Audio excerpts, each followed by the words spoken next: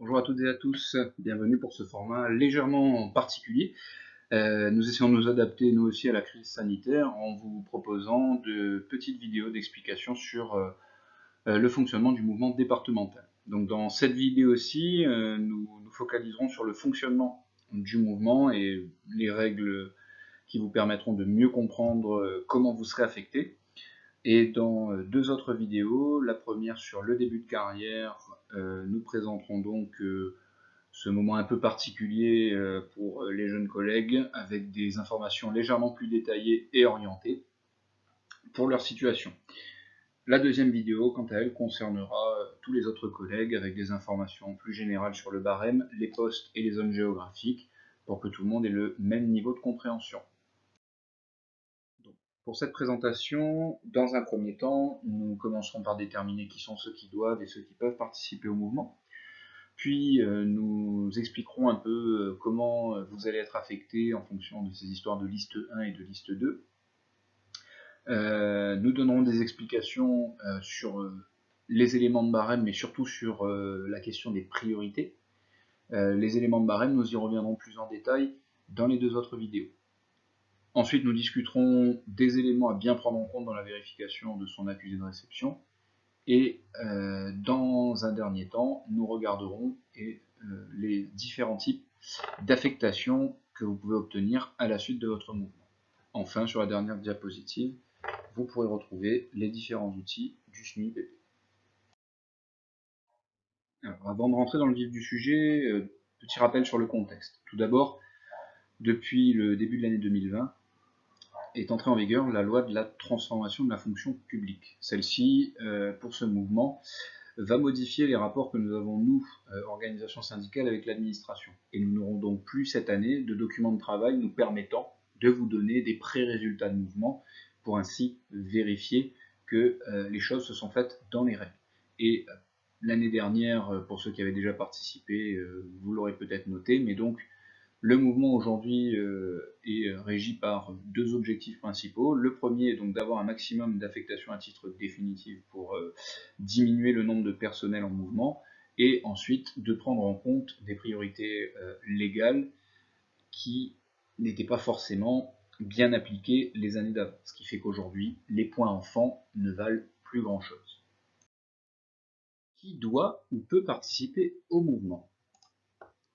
Donc certains personnels vont pouvoir participer au mouvement, ils n'auront qu'une seule liste de vœux à faire, et d'autres vont devoir participer au mouvement et devront faire deux listes de vœux. On parlera donc de participants obligatoires. Les collègues qui sont à titre définitif sur leur poste peuvent participer au mouvement, et ils n'auront qu'une seule liste de vœux à remplir. Les stagiaires, les collègues qui étaient à titre provisoire, les collègues qui sont en mesure de carte, les futurs stagiaires KPI, ceux qui sont en congé longue maladie et qui ont perdu leur poste, ceux qui réintègrent l'académie suite à une dispo ou un détachement, et enfin ceux qui entrent dans l'académie par permutation, eux vont devoir participer au mouvement et donc faire deux listes de vœux. Nous allons maintenant expliquer comment nous sommes affectés en fonction de ces histoires de liste 1 et de liste 2. Donc d'abord, tous les collègues qui participent au mouvement vont devoir saisir des vœux, deux listes de vœux, la liste 1 avec un maximum de 40 vœux, et la liste 2 qui sont donc des vœux larges qui ne concernent que les participants obligatoires. Il faut y faire pour cette année un minimum de 3 vœux larges sur au moins 2 zones géographiques. Cette liste 2, elle ne sera utilisée que si vous n'obtenez aucun vœu de votre liste 1. Elle correspond peu ou prou à l'ancienne phase d'ajustement, sauf que cette fois-ci, vous y êtes affecté à titre définitif si c'est sur un vœu que vous avez demandé. La liste 1, tout le monde y participe. C'est peu ou prou le mouvement qu'on a toujours connu. Et rappelez-vous bien que nous sommes d'abord classés par priorité, puis par barème. Par le logiciel de l'administration qui va donc générer des documents de travail auxquels nous n'aurons plus accès, mais que nous vous présentons pour une meilleure compréhension du mouvement. Alors, nous avons choisi de vous présenter ici donc une liste de postes d'adjoint maternel en langue et culture régionale, car ce sont des postes très peu demandés. Comme vous le voyez, ici, en regardant les barèmes, il y a au maximum 3 à 2 collègues qui ont fait des demandes sur ces postes. Ce sont donc des postes peu, voire très peu demandés. Alors ici, nous avons choisi de vous présenter un seul poste, donc enseignant en classe élémentaire dans une école de Saint-Leu. Et déjà, vous remarquez, on a un peu plus de candidats. Donc là, à votre droite, les barèmes. Et ici à gauche, c'est le classement des collègues sur ce poste par rapport aux deux conditions que sont donc les priorités et le barème. Nous y reviendrons juste après. On continue avec le même poste, toujours les barèmes à droite, et vous pouvez toujours suivre la file du classement. Et encore et toujours le même poste, et cette fois-ci nous arrivons donc bien à la fin avec 94 collègues qui demandent la même école de Saint-Leu, avec des points qui vont donc de 0,8 à 608. Petit rappel sur l'écran 2, la liste 2 ne concerne donc que les collègues en participation obligatoire. Elle est peu ou prou l'ancienne phase d'ajustement, sauf que vous y êtes maintenant affecté à titre définitif, et donc elle est constituée de vœux larges. Alors qu'est-ce qu'un vœu large exactement? C'est la combinaison en fait entre une zone géographique infradépartementale et un MUG, un mouvement unité de gestion, qui est en fait un regroupement de différents types de postes. Il faut que vous formuliez 3 vœux larges, sinon l'administration peut décider de vous affecter à titre définitif sur un poste que vous n'auriez pas demandé. Donc un MUG, un mouvement unité de gestion, en fait à la base il en existait 7 qui étaient définis au plan national, 4 uniquement sur les directions d'école, 1 qui regroupait les enseignants de maternelle et d'élémentaire, 1 qui regroupait tous les enseignants de l'ASH et 1 sur les différents types de remplacement. Il faut donc savoir que à La Réunion, on a limité les MUG à l'ASH et au remplacement, mais que les organisations syndicales, depuis l'année dernière, demandent les 7 MUG. Donc, les deux MUG, le MUG ASH, RAZED et Ulysse École, et le MUG remplaçant, avec donc les remplaçants, les titulaires de secteur et les titulaires départementaux. Et finalement, pour la liste 2, donc les 5 zones, qui sont en fait les pôles de remplacement que nous connaissons. Et vous retrouverez ici les différentes communes se trouvant dans chaque zone infradépartementale.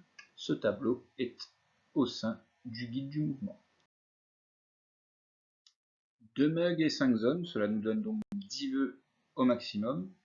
L'administration ne vous en impose que 3.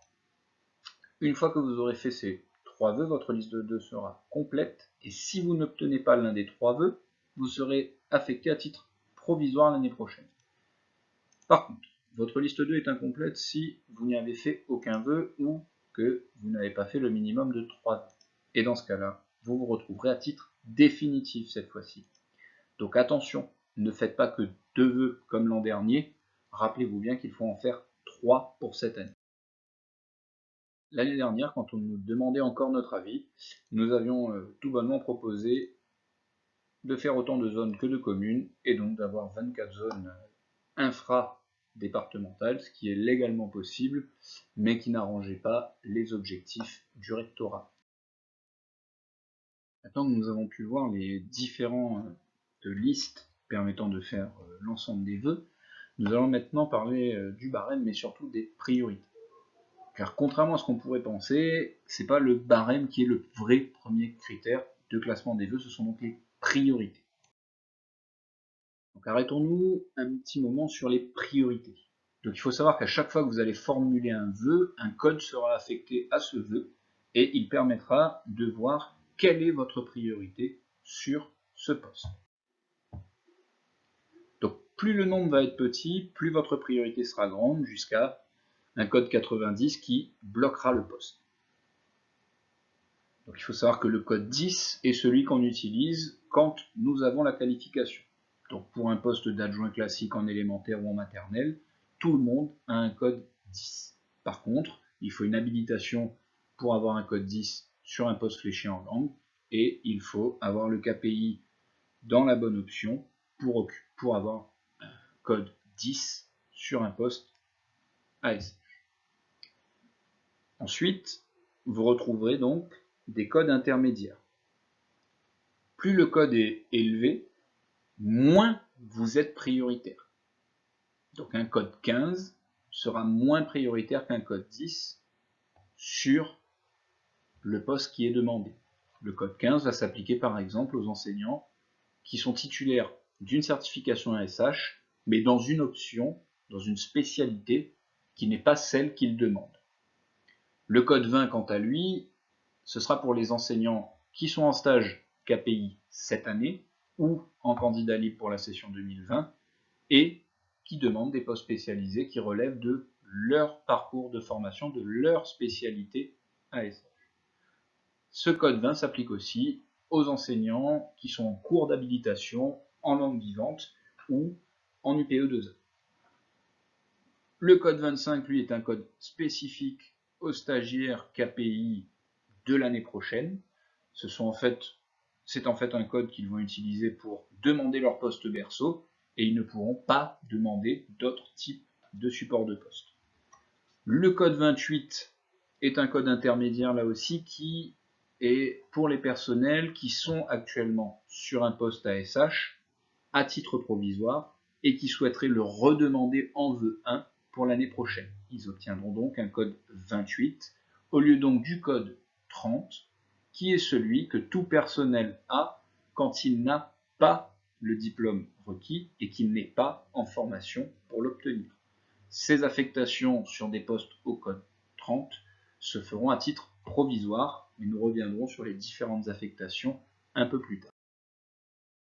Donc pour bien comprendre cette histoire de priorité par rapport surtout au barème, nous vous montrons un exemple où justement un collègue peut obtenir un poste avec un barème inférieur à celui d'un autre collègue, et ce grâce à une meilleure priorité sur le poste.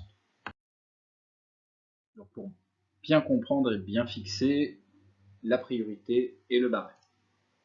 D'abord, nous sommes classés par priorité. Le 10 encadré et le barème correspondant. Ensuite, les priorités 15 et enfin les priorités 30. Si vous regardez bien, vous constaterez que l'ensemble des collègues qui sont surlignés ont un barème qui est supérieur à celui du collègue qui est pourtant devant. C'est bien parce qu'il faut regarder d'abord et surtout cet endroit que l'on peut comprendre que ce collègue avec un code 10, qui est donc moins important que tous les autres codes, est prioritaire sur tous les autres collègues. Il pourrait avoir un barème inférieur à celui qu'il a actuellement, il serait de facto prioritaire sur tous les autres collègues qui ont demandé. Donc n'oubliez pas de bien vérifier les priorités sur les postes que vous demandez pour ne pas vous faire avoir. Donc rapide présentation des éléments du barème, puisque nous détaillerons ces points dans les prochaines vidéos. Donc pour chaque vœu formulé, vous aurez un barème qui sera donné. Il faut donc bien comprendre que ce barème peut changer en fonction des postes que vous demandez. Par exemple pour les postes de directeur, ou bien encore dans le cadre d'une des bonifications possibles par mesure de carte ou par rapprochement de conjoint, ou encore pour RQTH qui vont donc différer en fonction des postes. Donc l'élément principal du barème, c'est votre ancienneté générale de service. Elle est comptée au 31 décembre 2019. Donc quand vous regardez votre e-prof, faites bien attention, ce qui est affiché est pris en compte au 1er septembre 2019. Vous devez donc rajouter 4 mois pour avoir l'AGS prise en compte au mouvement. Le calcul est assez simple, hein, c'est 2 points par année, 2 douzièmes de points par mois et 2 365e points par jour. Et si vous souhaitez pouvoir calculer votre barème, vous aurez la possibilité de le faire sur notre outil e-mouvement qui vous sera présenté à la fin. Une fois vos vœux validés, un peu plus tard, en suivant le calendrier du mouvement, le rectorat vous enverra un accusé de réception à vérifier. Il va vous servir donc déjà à constater des erreurs, mais aussi à contester certains éléments du barème si vous n'êtes pas d'accord avec l'interprétation de l'administration. Ces 2 réclamations pourront être faites à l'adresse qui vous est indiquée et le rectorat la mettra en service du 8 au 18 mai.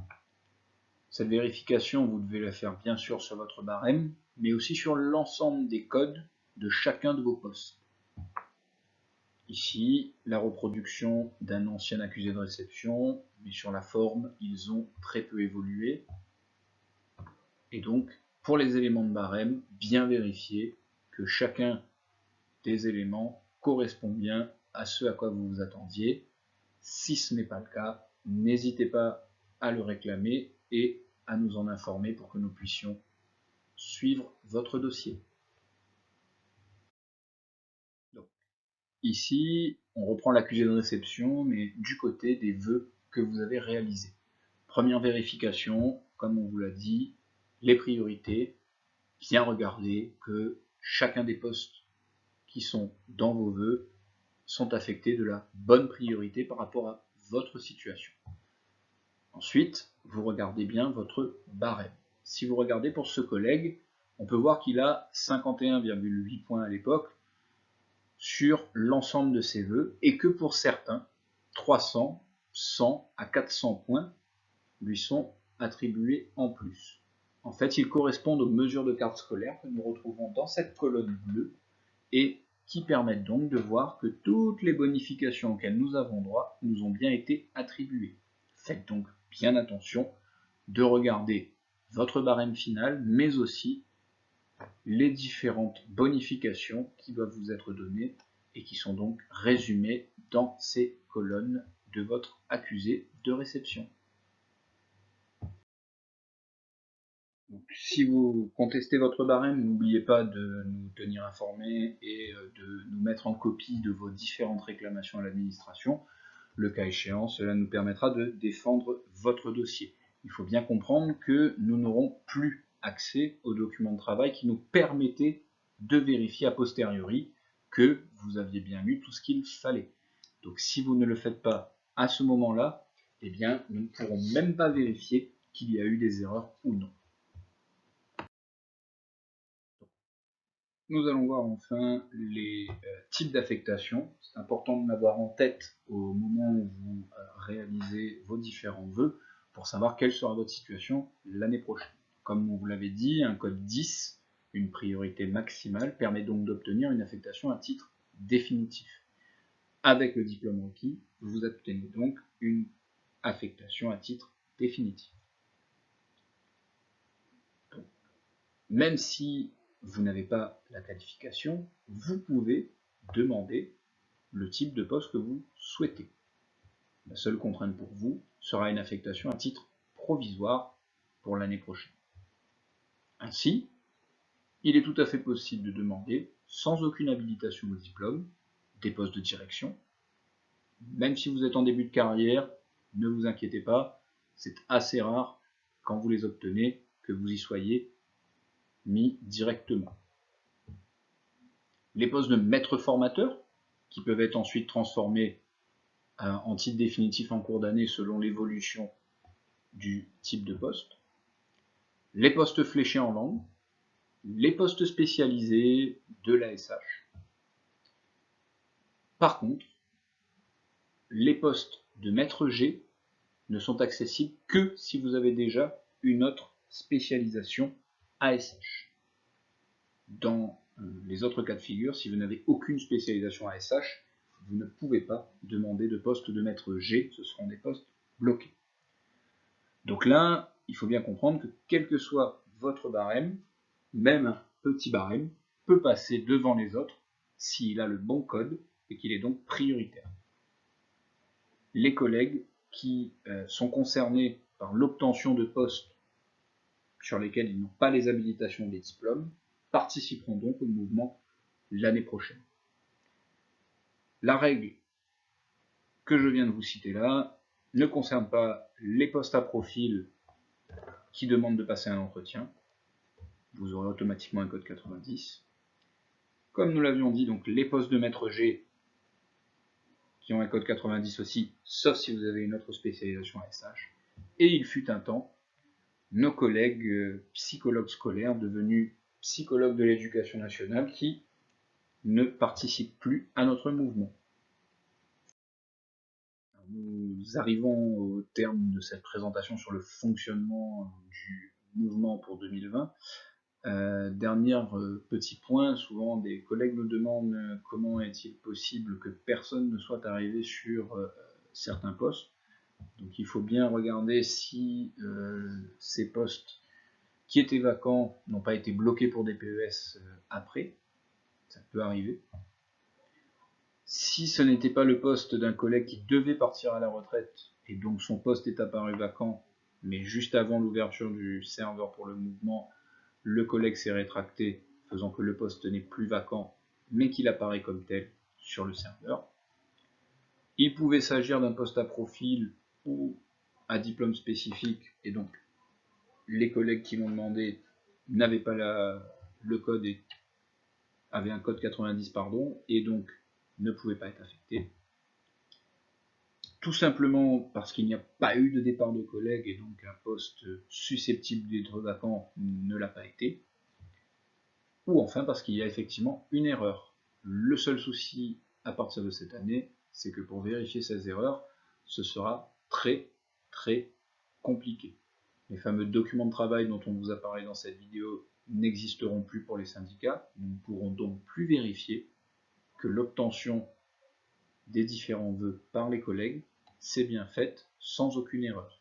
Il faut savoir que l'année dernière, le SNUIPP et d'autres syndicats ont refusé de siéger à la CAPD puisque les documents avaient été envoyés très tardivement, la veille au soir pour le lendemain matin, et qu'en seulement quelques heures de travail, nous avions soulevé énormément d'erreurs, et même des fois des erreurs simplement logicielles, c'est-à-dire un mauvais compte des points, un mauvais compte des codes de priorité. Donc, soyez vigilants lors de votre phase de mouvement, lors de votre phase de vœux, de vérification, mais aussi au moment des résultats. Et donc, cela me permet de passer à la dernière diapositive. Enfin, donc la présentation des outils du SNUIPP 974 pour vous permettre de préparer dans de bonnes conditions ce mouvement 2020 avec l'ensemble des informations nécessaires à sa compréhension. Donc tout d'abord, sur notre site internet, vous retrouverez prioritairement les documents administratifs et les circulaires. En utilisant notre application e-mouvement, vous pourrez trouver des informations sur les statistiques des années précédentes avec une idée qui pourra être faite du nombre de points qu'il vous faut pour obtenir tel ou tel poste. Un calculateur de barème qui vous permettra de vous faire une idée de votre nombre de points. Vous pourrez créer une fiche de contrôle syndical sur laquelle vous nous donnerez un certain nombre d'informations qui pourront nous être utiles au suivi de votre dossier. Vous pourrez créer votre espace personnel sur lequel vous retrouverez donc votre fiche de contrôle syndical, et cet espace personnel vous permettra de dialoguer, de communiquer directement avec les délégués du personnel SNUIPP. Ça peut vous permettre de nous poser des questions plus personnelles directement et de suivre votre dossier pour le mouvement au mieux.